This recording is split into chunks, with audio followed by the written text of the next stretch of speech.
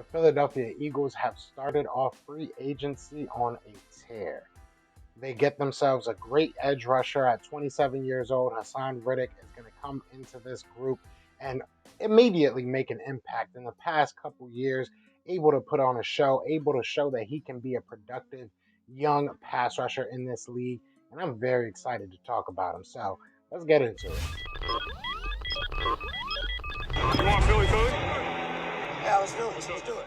What's going on, you guys? It's your boy Joe Castro, aka Philly Fresco, and it is Philly the podcast. So today I want to talk about Haason Reddick, man. Haason Reddick does sign to the Philadelphia Eagles, and I'm excited about it. He comes back home, right? He's from Camden, went to Temple, so there's a lot of connections there. I'm sure that he really is a fan of Philadelphia. This is probably pretty cool for him. I never really realized, I knew the Temple thing, but I never really realized the connections went as deep as they kind of do. But before we get into all that, be sure to hit that like, hit that subscribe, man, and join the family. We are on the road to 4K, and we would love for you guys to join the ride. So now, look, I'm very excited about Haason Reddick. Obviously, we're going to be talking about, the numbers as far as the past couple years, right? He's been able to really shine as a pass rusher, especially last year. A lot of Carolina Panthers already fans, reaching out to me, telling me that we got a good one.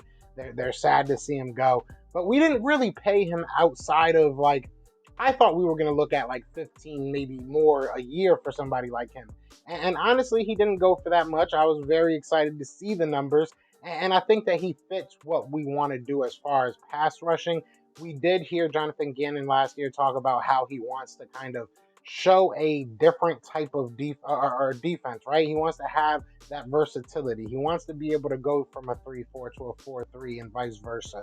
And a guy like Haason Reddick kind of gives you, he definitely gives you that ability. He gives you that leeway and that versatility as a defense because he can put his hand in the dirt. And we've seen him, very, very explosive this past year for the Carolina Panthers. And we've seen before him stand on the outside as an outside linebacker and be able to still get to the quarterback. So I'm excited about this move.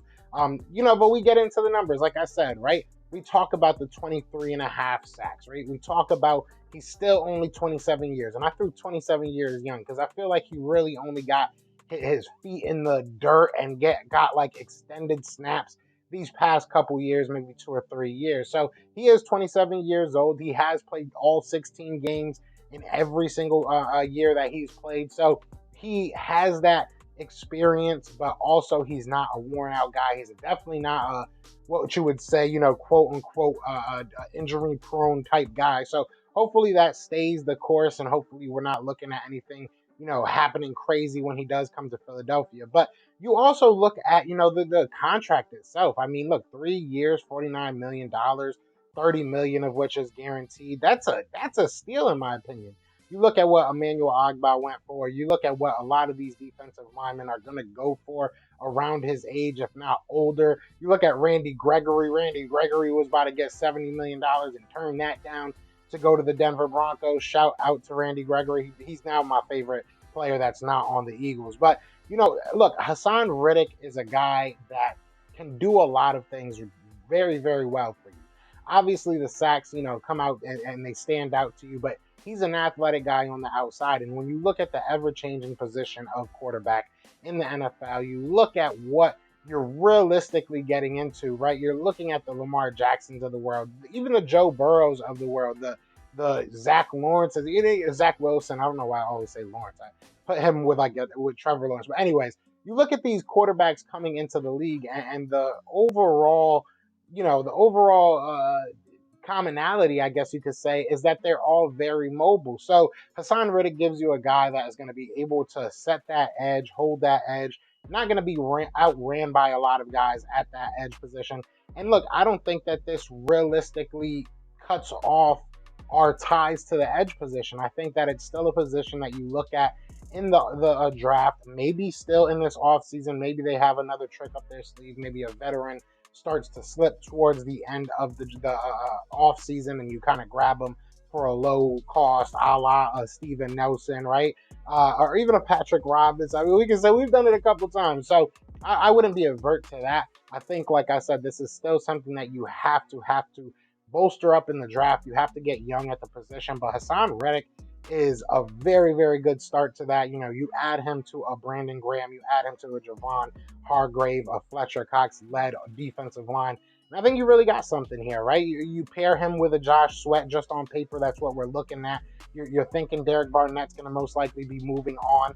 So this is one of the best moves we could have made at the best price. I've been on this channel saying that I didn't necessarily think he was a guy I would want to go after because I just thought that overpaying thing, right? I really thought that he was going to get overpaid, but he didn't. He realistically didn't. And, you know, with I love this part because I really don't understand how they can say legal tampering. Like, you know, it's like an oxymoron, but it is what it is. This is legal. This is not no tampering situation. This is, you know, they can have these conversations.